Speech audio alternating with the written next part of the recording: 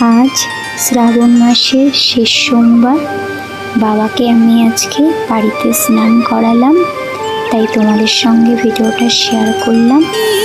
সবাই দেখে বলো কেমন হয়েছে, আর সবাই ভালো থেকো, আর বাবা সবাইকে ভালো রাখুক।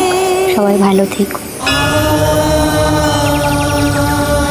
ওম নমঃ শিবায়, ওম নমঃ শিবায়, ওম নমঃ শিবায়। शिव है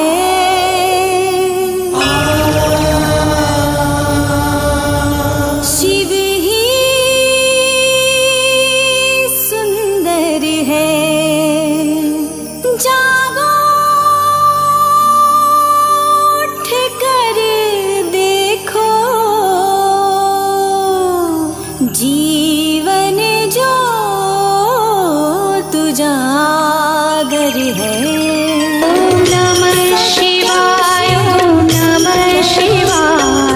हर हर भोले नमः।